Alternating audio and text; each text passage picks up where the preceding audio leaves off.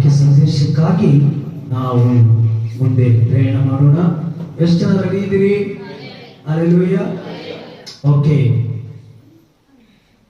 2 ಕೊರಿಂಥ ಪತ್ರಿಕೆ 6ನೇ ಅಧ್ಯಾಯ ಅದರ 16ನೇ ವಾಕ್ಯ. ಎಷ್ಟೇ ಎಂಟರ್ಟೈನ್ಮೆಂಟ್ ಇರ್ಬೋದು, ಎಷ್ಟೇ ಹಾಡುಗಳನ್ನು ಆಡ್ಬೋದು, ನಿಮ್ಮ ಜೀವಿತವನ್ನು ಬದಲಾಯಿಸುವಂಥದ್ದು ನಾನು ಸತ್ಯವಾಗಿ ಹೇಳುತ್ತೇನೆ, ದೇವರ ವಾಕ್ಯ. Okay, right. ಇವಾಗ 16ನೇ ವಾಕ್ಯ ಮಾತ್ರ ದಯಮಾಡಿ. ನಾವು ಜೀವ ಸ್ವರೂಪನಾದ ದೇವರ ಮಂದಿರವಾಗಿದ್ದೇವಲ್ಲ. ನಂಬೋರಿದ್ರೆ ಒಂದು ಅಲ್ವೇ ಹೇಳೋಣ. Hallelujah, hallelujah. ಜೀವ ಸ್ವರೂಪನಾದ ದೇವರ ಮಂದಿರ. ಕರಗಳ ತಟ್ಟಿ ಕರ್ತನನ್ನು ಗಣಪಡಿಸೋಣ. ಏನಾದರೂ ಸ್ತೋತ್ರ. ಪ್ರಿಯರೇ, ಈ ವಾಕ್ಯವು ಜೀವನುಳ್ಳ ವಾಕ್ಯವಾಗಿದೆ.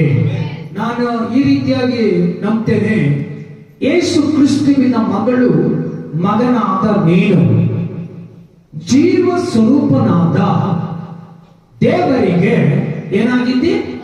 ಮಂದಿರವಾಗಿದ್ದಿ. ಹಲ್ಲೆಲೂಯ. ಪ್ರಿಯರೇ, ದೇವರು ಅಂತ ಬರೆಯಲ್ಪಟ್ಟಿದೆ. ಯಾರು? ದೇವರು ಅಂತೇಳಿ ಬರೆಯಲ್ಪಟ್ಟಿದೆ. ದೇವರ ಸ್ತೋತ್ರವಾಗಲಿ. ಈ ದೇವರು ಯಾರು ಎಂಬುದನ್ನ ನಾನು ನಿಮಗೆ ಹೇಳಿಕೊಡಲು ಹೋಗುತ್ತೇನೆ. ಯೋಹಾನ ಸುವಾರ್ತೆ 15ನೇ ಅಧ್ಯಾಯ 13ನೇ ವಾಕ್ಯ. ಪ್ರಾಣವನ್ನೇ ಸ್ನೇಹಿತರಿಗೋಸ್ಕರ ಕೊಡುವ ಪ್ರೀತಿಗಿಂತ ಹೆಚ್ಚಿನ ಪ್ರೀತಿಯು ಯಾವುದೂ ಇಲ್ಲ. ಆಮೆನ್. ಎಲ್ಲರೂ ಹೇಳಿ ಆಮೆನ್. ದೇವರ ನಾಮಕ್ಕೆ ಸ್ತೋತ್ರವಾಗಲಿ. ದೇವರ ಪ್ರೀತಿ ಏನಂದ್ರೆ ಸ್ನೇಹಿತರಿಗೋಸ್ಕರ ಪ್ರಾಣ ಕೊಡುವಂಥದ್ದು. ದೇವರಿಗೆ ನೀನು ನಾನು ಏನಾಗಿದ್ದೇವೆ? ಸ್ನೇಹಿತರಾಗಿದ್ದೇವೆ. ಆ ಸ್ನೇಹ ಬಾಂಧವ್ಯವನ್ನು ಅಗಲಿಸಿದಂತ ಇಹಲೋಕದ ಅಧಿಪತಿ ನಿನಗೆ ಬೇಡವಾದ ಆಲೋಚನೆಗಳನ್ನು ನಿನ್ನ ಮನಸ್ಸಿನಲ್ಲಿ ಹಾಕಿ ಪ್ರಾರ್ಥನೆ ಮಾಡದೆ, ದೇವರ ವಾಕ್ಯವನ್ನ ಕೇಳದೆ, ಪವಿತ್ರ ಆತ್ಮನ ಅಧೀನತೆಯನ್ನ ಇಟ್ಟುಕೊಳ್ಳದೆ, ಇಹಲೋಕದ ಅಧಿಪತಿ ನಿನ್ನ ಮನಸ್ಸಿನಲ್ಲಿ ಅನೇಕ ಆಲೋಚನೆಗಳನ್ನು ತರ್ತಾನೆ. ಉದಾಹರಣೆಯಾಗಿ, ಪ್ರಿಯರಾದವರ ಏದೇನ್ ತೋಟದಲ್ಲಿ ದೇವರು ಆದಾಮ ಅವ್ವಳನ್ನು ಪ್ರತಿದಿನ ಸಂಧಿಸ್ತಾ ಬರ್ತಾ ಇದ್ದ. ದೇವರ ಅನ್ಯೋನ್ಯತೆ ಪ್ರತಿದಿನ ದೇವರು ಆದಾಮ ಅವ್ವಳ ಬಳಿ ಸ್ನೇಹಿತನಂತೆ ಭೇಟಿ ಕೊಡ್ತಾ ಇದ್ದನು. ನೋಡಿ, ಈ ಸ್ನೇಹ ಬಾಂಧವ್ಯವನ್ನ ಶತ್ರು ಸಹಿಸ್ಕೊಳ್ಳಕ್ಕಾಗಲ್ಲ. ನಾವುಗಳು ನಮ್ಮ ಫ್ರೆಂಡ್ಸ್ ನ ಪ್ರತಿದಿನ ಭೇಟಿ ಮಾಡ್ತೀವೋ ಮಾಡಲ್ಲ. ನಾವು ನೋಡ್ತೇವೆ, ಮನುಷ್ಯನು ಈ ಸ್ನೇಹಿತರನ್ನ ಪ್ರತಿದಿನ ಭೇಟಿ, ಮೊಬೈಲ್ ಅಲ್ಲಿ ಅನೇಕ ವಿಭಾಗಗಳಿಂದ ವಿಧಾನಗಳಿಂದ ಭೇಟಿ ಆಗ್ತಾನೆ. ಆದ್ರೆ ಇದನ್ನ ಸಂಬಂಧಗಳನ್ನ ಕೆಡಿಸೋದಕ್ಕೆ ಅನೇಕರು ಪ್ರಚೋದನಕಾರಿಗಳನ್ನ ಮಾಡಬಹುದು. ಆದ್ರೆ ಸೈತಾನನು ದೇವರಿಗೂ ಮತ್ತು ಮನುಷ್ಯನಿಗೂ ಆದಾಮನಿಗೂ ಇರುವ ಸಂಬಂಧವನ್ನ ಮುರಿಯುವುದಕ್ಕಾಗಿ ಅವನು ಆ ಕುಟುಂಬದಲ್ಲಿ ಕೆಲವು ಆಲೋಚನೆಗಳನ್ನ ಕೊಡ್ತಾನೆ. ಏನು? ಕೆಲವು ಆಲೋಚನೆಗಳನ್ನ ಕೊಡ್ತಾನೆ. ಈಗ ಇಲ್ಲಿ ಬರೋಣ. ಆದಿಕಾಂಡ ಪುಸ್ತಕ 3ನೇ ಅಧ್ಯಾಯ 17ನೇ ವಾಕ್ಯ. ಏದೇನ್ ತೋಟದಲ್ಲಿ ಆದಾಮ ಅವರು ದೇವರೊಟ್ಟಿಗೆ ಹೃದಯಂಗಮವಾಗಿ ಮಾತಾಡ್ತಾ ಇದ್ದಾರೆ. ಅಲ್ಲಿ ಹಸಿವೆ ಇಲ್ಲ, ಗೋಳಾಟ ಇಲ್ಲ, ಕಣ್ಣೀರಿಲ್ಲ, ಬಾಯಾರಿಕೆ ಇಲ್ಲ, ಕಷ್ಟ ಇಲ್ಲ, ನಷ್ಟಗಳಿಲ್ಲ, ನೋವಿಲ್ಲ, ಬಂಧನ ಇಲ್ಲ, ಚಿಂತೆಗಳಿಲ್ಲ. ಎಲ್ಲಿ? ಈದಿನ ತೋಟದಲ್ಲಿ. ಪರಲೋಕದಿಂದ ಆರಾಧನೆಯ ವೀರನಾಗಿರ್ತಕ್ಕಂಥ ಈ ಲೂಸಿಫರ್, ಉದಯ ನಕ್ಷತ್ರ, ಇವನು ನಾನು ದೇವರಂತ ಆಗ್ತಾನೆಂಬ ಕಾರಣದಿಂದ ಪರಲೋಕದಿಂದ ತೊಬ್ಬಲ್ಪಟ್ಟು ಅವನು ಒಬ್ಬ ಬರೋದಂದರೆ ಅವನ ಜೊತೆನಲ್ಲಿ 3ನೇ ಒಂದು ಭಾಗ ಬಂತು.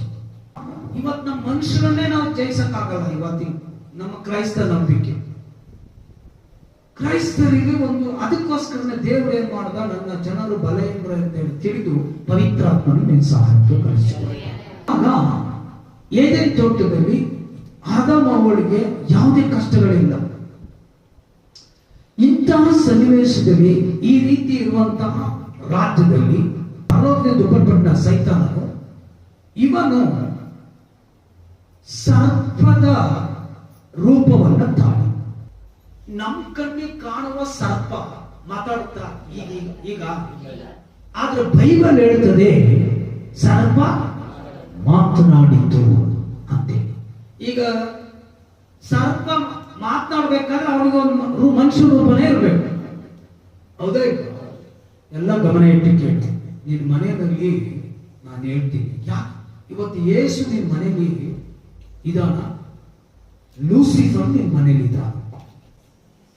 ಇನ್ನೊಂದು ಸ್ಟೆಪ್ ಮುಂದೆ ಹೇಳ್ತೀನಿ, ದೇವರು ನಿನ್ನ ಜೀವಿತದಲ್ಲಿ ಇದ್ದಾನೋ ಅಥವಾ ಈ ಲೋಕದ ಅಧಿಪತಿ ನಿನ್ನ ಜೀವಿತದಲ್ಲಿ ಇದ್ದಾನೋ ತೀರ್ಮಾನ ನೀನು ಮಾಡ್ಬೇಕಾಗ್ತದೆ.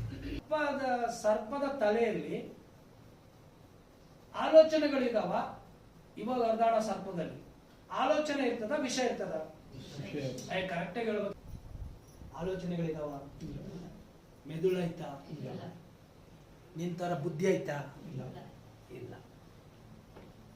ಆದ್ರೆ ಆ ಸರ್ಪ ಏನ್ ತಾಳಿದೆ? ಮನುಷ್ಯ. ಹಾಗಾದ್ರೆ ಮನುಷ್ಯನಲ್ಲಿ ಸರ್ಪ ಮನುಷ್ಯನಾದ ಕಾರಣ ಅಲ್ಲಿ ವಿಷ ಇಲ್ಲ, ಏನೈತೆ? ಮೆದುಳು ಐತೆ. ಹಾಗಾದ್ರೆ ಅದೆಂತ ಮೆದುಳು? ಏನೇ? ವಿಷದ ಮೆದುಳು. ಹಾಗಾದ್ರೆ ಸರ್ಪ ಮಾತಾಡುವಂತ ವ್ಯಕ್ತಿಯಲ್ಲಿ ಬರುವ ಆಲೋಚನೆಗಳು ವಿಷದ ಆಲೋಚನೆಗಳಾಗಿವೆ. ಏನಾಗಿವೆ? ಅರ್ಥ ಆಯ್ತಾ? ಅರ್ಥ ಐತೇನ್ರಿ? ಸರ್ಪ ವಿಷದ ಆಲೋಚನೆ ಇಟ್ಟುಕೊಂಡೆ ಯಾರೊಟ್ಟಿ ಮಾತಾಡ್ತಾ ಇದೆ? ಮಾತಾಡ್ತಾ ಇರೋದು ಮಾತು. ಆದ್ರೆ ಸರ್ಪ ಏನ್ ಕಪ್ತಾ ಇದೆ ಫ್ಯಾಮಿಲಿಲಿ? ಈಗ ಅರ್ಥ ಆಯ್ತಾ?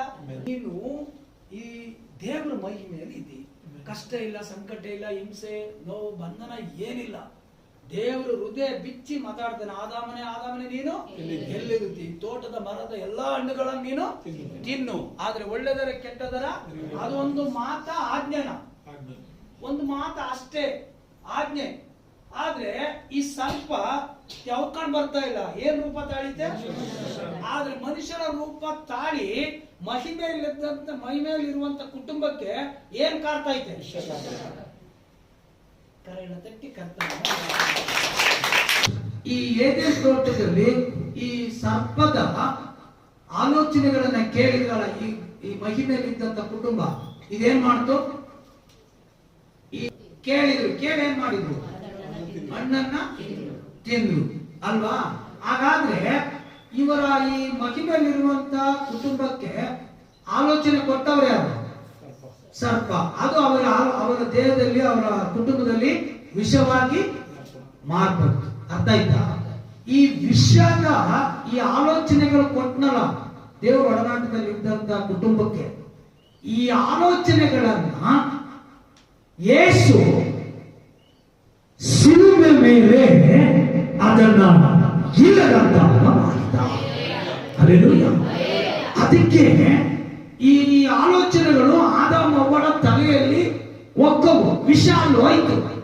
ಆ ವಿಷವನ್ನ ಯೇಸು ಕ್ರಿಸ್ತುವು, ಎರಡನೇ ಆದಾಮನಾದ ಯೇಸು ಕ್ರಿಸ್ತುವು ಮೊದಲನೇ ಆದಾಮನ ತಲೆಯಲ್ಲಿ ಇದ್ದಂತ ಆ ವಿಷವನ್ನ ಸಿಲುಬೆ ಮೇಲೆ ನಸುಕಿದ, ಇಲ್ಲದಂತ ಮಾಡಿದ.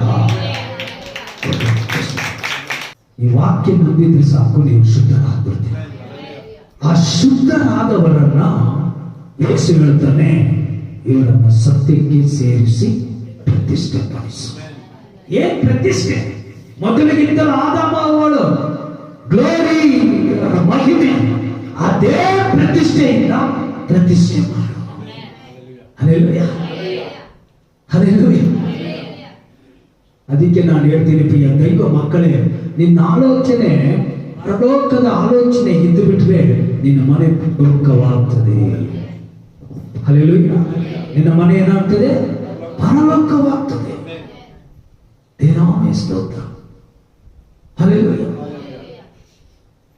ಅಪೊಸ್ತಲನಾದ ಪೌಲನು ಕಂಡುಕೊಳ್ಳುತ್ತಾನೆ, ಸಿಲುಬೆ ಮೇಲೆ ಯಾರ ತಲೆಯನ್ನ ಚಚ್ಚಿದ್ದು?